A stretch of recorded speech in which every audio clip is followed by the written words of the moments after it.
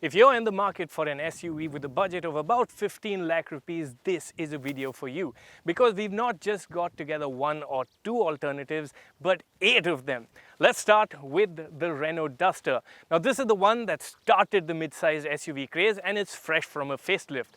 Then we have the Mahindra XUV500. Sure, it's towards the tail end of its life, but Mahindra has done well to keep it fresh over the years.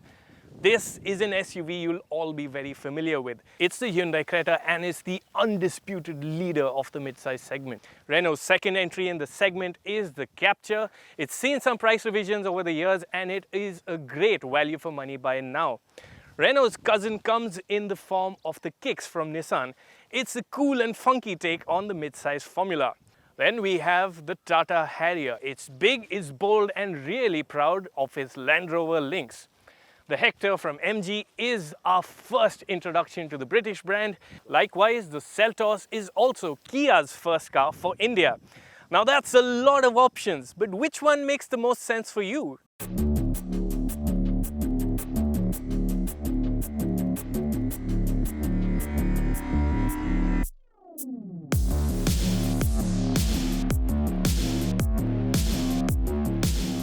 We've gathered SUVs of all shapes and sizes, but the common thread between them is that each of these has a version available for 15 lakh rupees or less.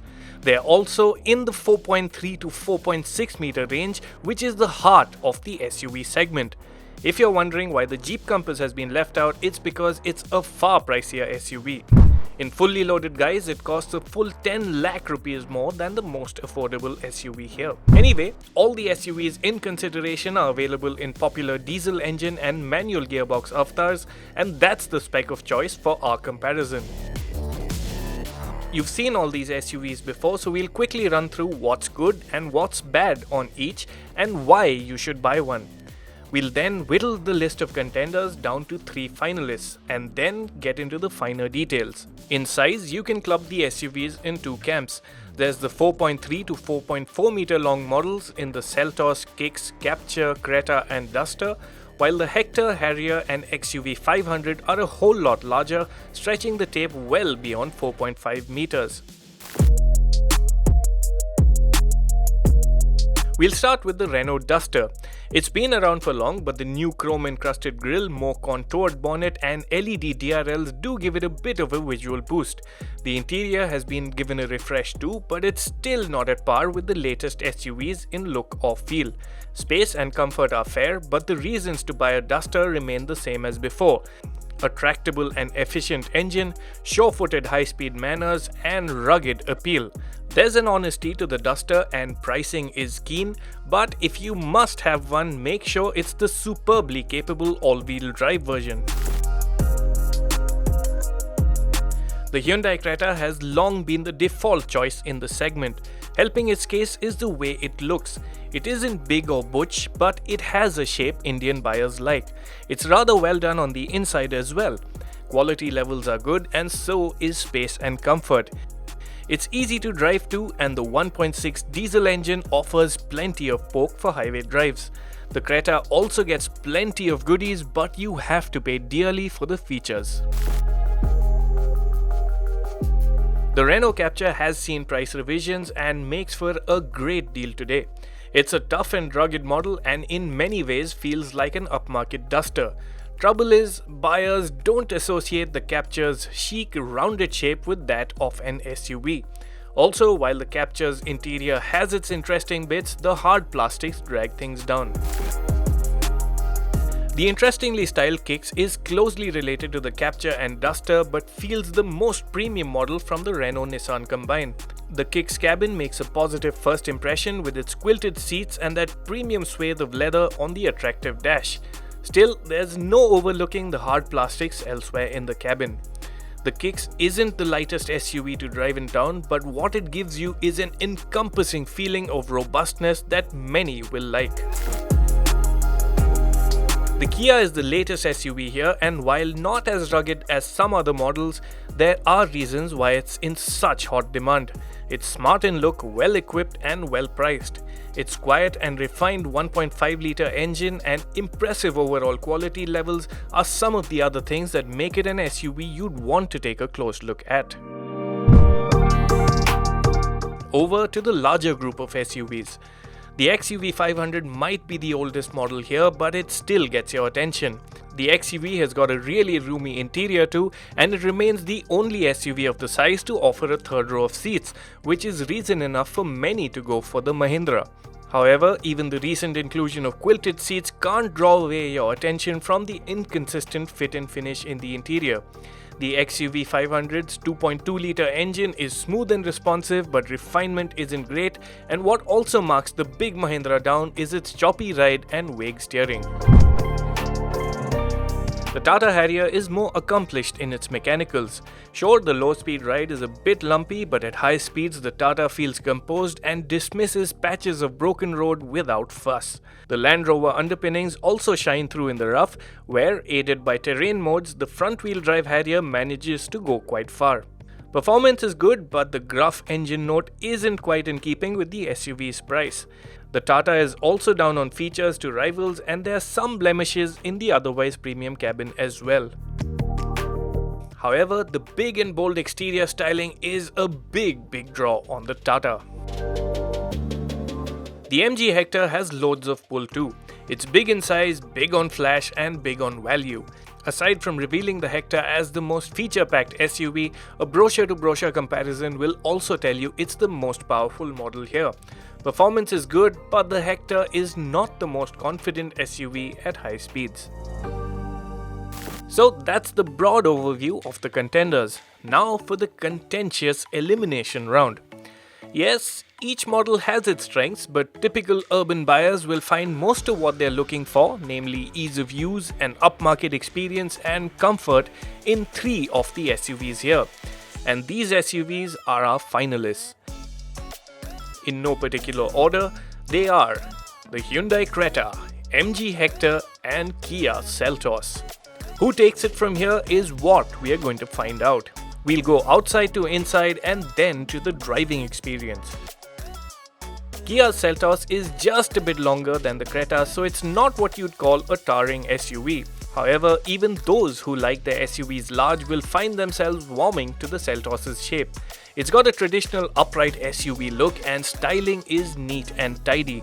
The Seltos also has its share of striking details. The large LED headlights sport a bejeweled look. There's a unique LED strip that lines the top of the grille, and if you look closely, you'll even see a very premium knurled finish on the grille's chrome surround. You'll find a lot more bling on the Hector, and the shiny elements on the grille, bumpers and window line do drive home the point that this is an upmarket SUV. Styling is in your face, and the combo of the large grille, high-set LED DRLs and low-mounted headlamps give the Hector great show value.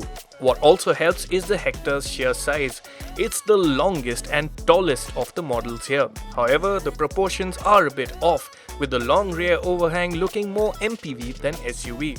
What also spoils the Hector's stance are its 17-inch wheels that look a size too small amidst the vast body.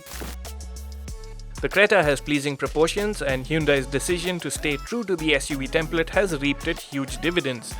The lines are clean, and 2018's refresh that brought in a new grille and bumpers have worked out well too. What will be really interesting to see is Hyundai's design direction for the second generation Creta that comes to India in 2020. Shifting focus to the interiors. First up in the Kia Seltos. The first thing of note inside the Seltos is just how good the quality is. Forget rivals, quality levels are up there with pricier European cars. Just look at the soft touch here, the quality of the seats, it's really good. The dashboard design is also very user-friendly in the sense you have this nice large touchscreen right in your line of sight. The dials are clear and easy to read, and I also like the fact that you get navigation instructions on the large 7-inch MID screen. The MG's cabin will wow you for different reasons. You sit high up in the MG, the large glass house gives a great view out, and the overall sensation is of being in a very substantial vehicle. Even the space between the front seats is really large. However, that's not the only talking point in the Hector's cabin. There is another talking point, quite literally so, and that is this portrait-oriented touchscreen. It's your go-to controller for virtually all functions. But as cool as that sounds, there are some drawbacks. For instance, you either need to take your eyes off the road to find the relevant tab on the touchscreen, or need to strike up a conversation with the system saying "Hello MG" for something as simple as adjusting fan speed. It's an arrangement not everyone will take readily to. As for the Creta, the Creta's cabin might not have the glamour quotient of newer rivals thanks to a regular sized touchscreen and a fairly conventional layout. But still, if you look at it, the dashboard is smartly laid out, it's user friendly, and even 4 years on, the Creta's cabin quality is still better than most SUVs of this price. The Creta also holds its own when talking of the rear seat experience. With the arrival of larger and larger SUV rivals, it's been easy to forget just how spacious the Creta really is. Now I'm sitting in it after quite some time and I'm quite surprised by the legroom on offer. I also quite like the rear seat, but if there's one thing that works against the Creta's rear seat experience, it's the windows. Because of the high window line, you don't get as good a view out as you'd expect, and you also get the impression of sitting lower than you actually are.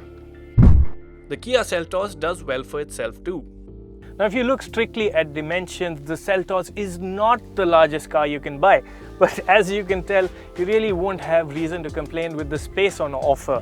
There's lots and lots of legroom, I have ample headroom, and what I really like is that the windows are nice and large. What's also good is that you get this sun blind, which is a useful feature. The seats are comfortable, I like the padding, I like that you can recline the backrest by about 6 degrees or so. If there's something that takes away from the backseat experience, it's that thigh support is a bit lacking. Buyers who like to sprawl out at the back will instantly take to the MG Hector.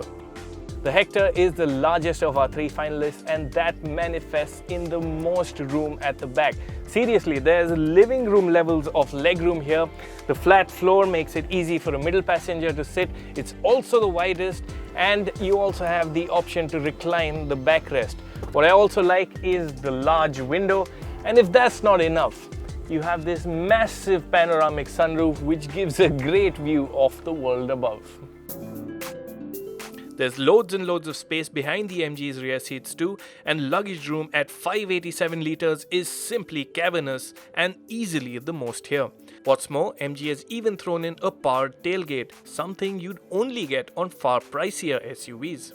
And this brings us to the features these SUVs offer. Leatherette seats, powered driver's seats, auto climate control, rear AC vents and cruise control are common to all, but there are differences. The MG goes one up on its rivals with its panoramic sunroof, powered tailgate and 360-degree camera. The Seltos in HTX Plus trim, the topmost trim on the diesel manual, stands out for its onboard air purifier and rear sunblinds. Wireless charging and ventilated front seats are items you'd find on the Seltos and Creta but not on the Hector. All SUVs get touchscreen infotainment systems with Android Auto and Apple CarPlay, but only the Seltos and Hector offer eSIM-based connected tech. In a nutshell, owners can keep a close eye on their car's health and location, and can even set a geofence to get an alert when their cars exit a defined geographical limit, among many other features.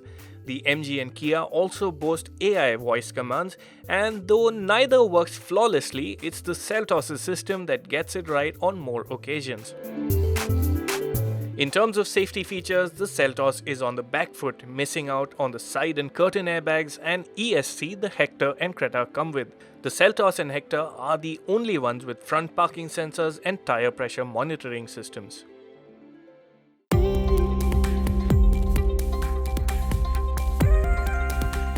Time to get moving. The Kia Seltos' engine is the only one to meet BS6 emission norms. However, it's the smallest here and also makes the least amount of power. But you really can't complain about the way it drives. The Seltos' 1.5-litre engine may make just 115 horsepower, which might not be a really shining figure in this comparison. But in the real world, performance is actually rather nice. Power comes in nice and early, the build of speed is also linear, and the overall sensation of the engine is that it's very friendly. You don't have to work it hard to get to the best bits. You can drive the Seltos in a higher gear than warranted, and the engine's responsiveness also helps deliver some good in-gear times. The engine's refinement also gets a big thumbs up. One of the highlights of the Kia Seltos has got to be its diesel engine's refinement. Yes, you can hear the diesel engine, but it's never loud or coarse or crude as some other diesel engines in this class of SUV. Even when you push the Seltos hard, it sounds quite smooth and refined. There's much to like about the way the Seltos' suspension has been set up as well. The Kia Seltos' suspension strikes a good balance between low-speed bump absorption and high-speed stability. At low speeds, you'll find that it rounds off the bumps well without feeling overly soft, and at high speeds, it is free from much of that undue movement that you get in something like a Creta.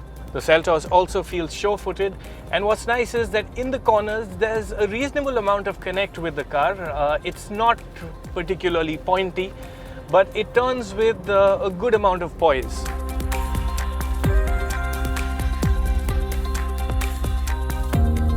The MG Hector comes into the competition with a big power advantage. Its 2-litre engine makes 170 horsepower and 350 Newton meters. However, weight is the great equalizer. The Hector weighs over 350 kgs more than the Kia and Hyundai. You'd half expect the Hector's sheer size to work against it as well, but it actually doesn't. The MG Hector is a substantial SUV, but it doesn't feel its size, at least in town. The steering is light and fairly easy to twirl. You can always use the 360-degree camera to work your way out of tight spots. Power delivery is also linear at low speeds, and what's another plus is low speed ride is really cushy. The Hector isn't as responsive as the Seltos off-boost, but once the turbo kicks in, the MG makes up ground. And this explains why there's very little between the Seltos and Hector's 0 to 100 kph and in-gear timings. Once the Hector's up to speed though, its lesser points do come to the fore. The Hector might not feel it, but it is actually quite a quick SUV. Still, this is not the model for keen drivers, and there are a lot of reasons for that. For instance, when you up the pace, you'll find that there's quite a bit of body movement, and in general you just don't get that feeling of confidence with the car. It just moves around a bit too much. Then there's the steering that's just dull and slow, and when you do put the car into a corner, you'll find that there's almost a reluctance to change direction.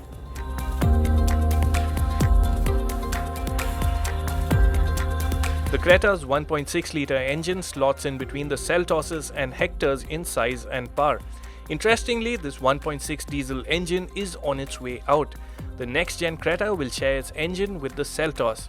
And fact is, the 1.6 engine has started to feel old now. In the face of fresher competition, the Creta has started to feel a bit past its prime.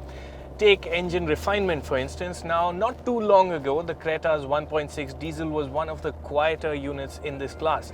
But now, if you've been in something like, say, the Seltos, you'll pick that there's more engine noise in the Creta. However, there is much to like about the engine too. In terms of flat-out acceleration, the Creta remains one of the quicker SUVs in this segment. There is a bit of laziness at lower RPMs, but the engine comes into its stride at around 2000 RPM or so, and you like how it revs after that. In fact, the Creta's 1.6-litre engine is fairly free revving. The Creta is the quickest of the trio to the ton, but does trail the others through the gears. As for ride and handling, there's nothing new to report of. A soft and plush low-speed ride has always been one of the Creta's highlights, and to Hyundai's credit, they have tweaked the suspension for better high-speed manners as well. However, there's no escaping the softness at highway speeds. What you get is a bit of a floaty ride. There is that little bit of up and down movement that's a constant part of the experience. And even the steering isn't the best. Yes, there is weight to it, but it feels artificially weighted and you can never work out a great connect with the Creta. So that's how these SUVs are to look at, to sit in and to drive. Time to bring in their price tags and fuel economy figures. The Kia Seltos diesel manual in HTX Plus trim comes in at 14.99 lakh rupees ex-showroom. The Creta 1.6 CRDI SXO Executive costs 15.67 lakh rupees, while the Hector diesel manual Sharp sports an introductory price tag of 16.88 lakh rupees. The Kia Seltos has the highest ARAI rated fuel economy figure of 21 kilometers to a litre. The Hyundai Creta does well for itself with 19.67 kilometers to the litre. The Hector's heft means it delivers a relatively lower 17.41 kilometers to the litre. Time for the roll of honour. As ever, the Hyundai Creta remains a very pleasant SUV. It's easy to drive, very comfortable and just very easy to live with. However, as I've mentioned earlier in the review, the Creta has started to feel a bit past its prime and it just can't match the newer rivals on gizmos and gadgetry. Now, when you're talking gizmos and gadgetry, you have to talk of the MG Hector. The large touchscreen, the panoramic sunroof, it's got everything. It's also the SUV if sheer space is your prime concern.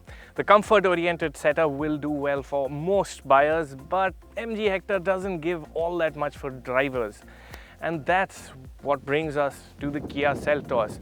It's comfortable, it's practical, it's well-equipped, stylish, feature-rich. In fact, it's even good to drive. So you'll be scratching your head, what exactly is wrong with the Kia Seltos? And that's really what brings us to the conclusion. The Kia Seltos is an SUV you really won't be going wrong with, and I expect to see a lot of them on Indian roads.